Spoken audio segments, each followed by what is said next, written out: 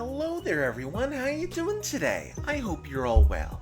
Today we're going into r/ Malicious Compliance, where people get revenge by doing exactly what they're told. Isn't that the best way to get revenge? After all, just doing exactly what you're told, and that way you can't get into any trouble. If you enjoy the stories I have for you, remember to like, subscribe, leave a comment down below, and all that other stuff. Now, without further ado, let's get started, shall we?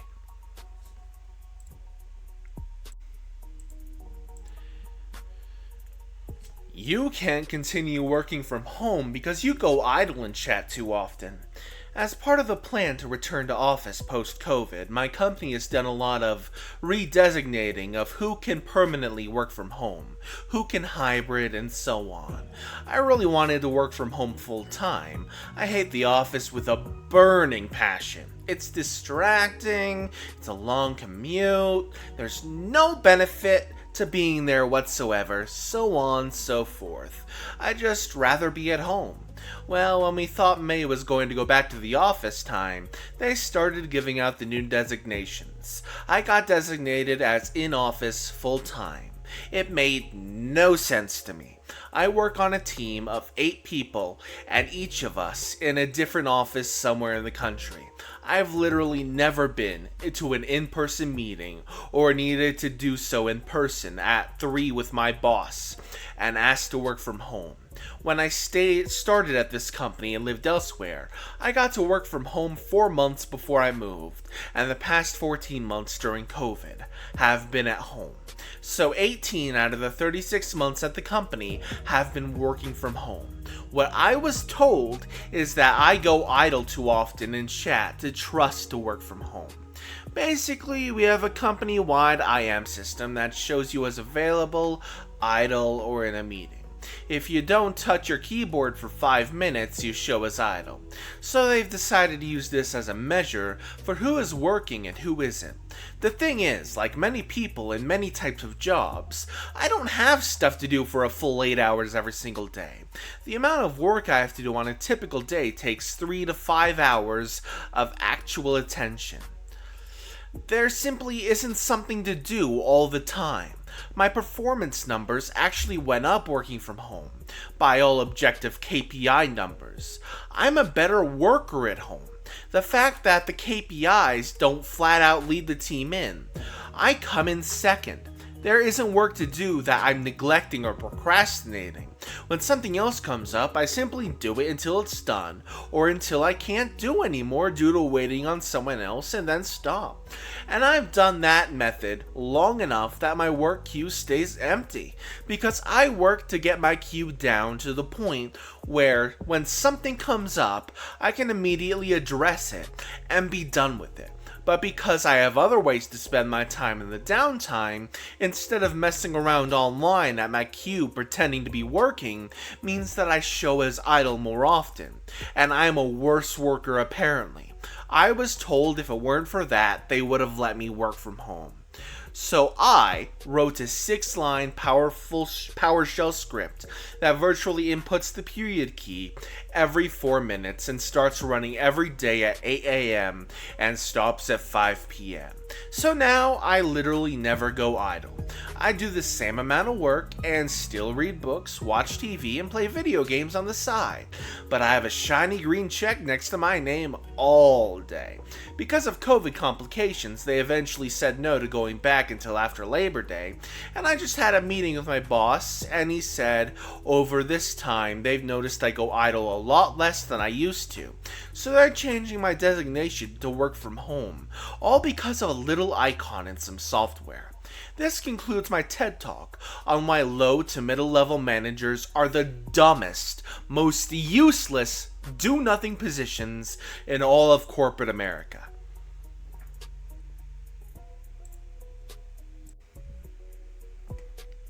Get rid of my vacation?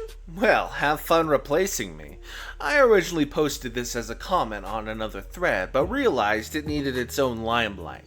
I worked at a company that gave out exorbitant amounts of vacation.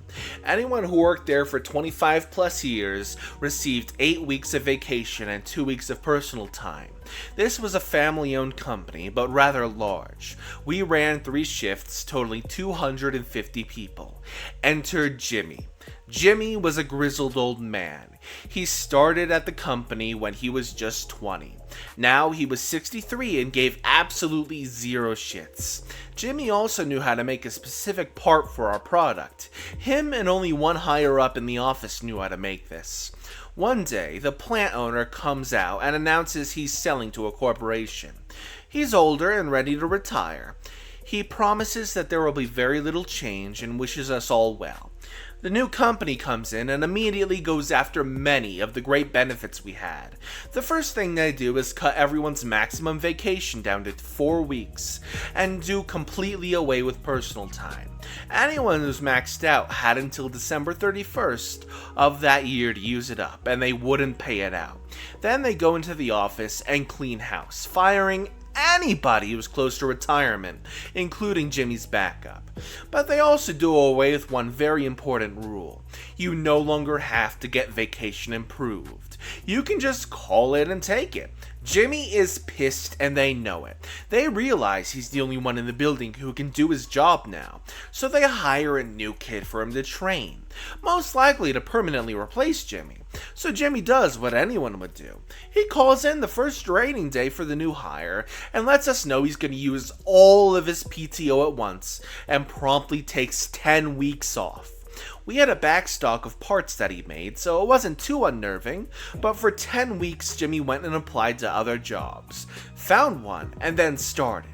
Fast forward 10 weeks, it's the day Jimmy's supposed to return, he doesn't.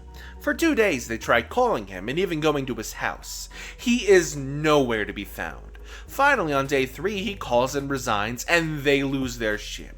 The parts he makes are specialized and patented by the original founder. You can't just hire someone off the street to make them. What eventually happened is they had to contract the original owner to come in and teach the new hires how to make them. And when he found out what they had done, it pissed him off. The last I heard, he charged them a 7-figure contract to teach them how to produce the parts, and they had to pony up or close down.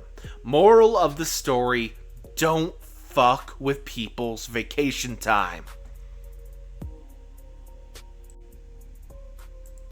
Oh, so you want all the forms? Sure, let me drown you in paperwork. So yeah, figured I'd share another one of my MC stories, but this time it's about dealing with everyone's favorite place, the government office. I had to update my address on some official document, MBD, right? I had my lease, utility bill, ID copies all set, but nah, the lady at the computer, we'll call her Miss Forms, was determined to make me regret my life choices. I hand her my papers. She barely looks at them and goes, "Sir, you need to attach Form 27BX. Alright, where do I get that? You'll have to go to Section D. Also, Form 19AY is required. Cool. I hike on over to Section D, grab the forms, fill them out, get back, and she gives me like less than a second of attention before hitting me with the classic, "You'll also need Form 33-K, notarized." At this point, I knew she was just making me do the paperwork Olympics for fun. So I flipped the script. I went home, printed every single form from their site. Seriously, like 15 of them. Some had zero connection to my request, but hey, she wanted forms, right? I got everything notarized, attested, double stamped. Heck, I even got a signature from a guy who looked official just for the vibe. Next day, I show up with a stack of papers thick enough to break a desk. Drop it in front of her, all polite. "Here you go, ma'am. Every possible form you might need, please. Do check thoroughly." She blinks, flips through it, see how deep the rabbit holes goes. Okay, this is more than needed. Yeah, no kidding. 5 minutes later, the request was approved. No further questions, and it turns out following all of the rules can be more painful for them than for you. Moral of the story, sometimes the only way to beat the system is to over-comply. Ever had to deal with this kind of government nonsense? Drop your stories below. Really, just drop it in the comments below. I'd love to see it. Leave things as the professionals said it.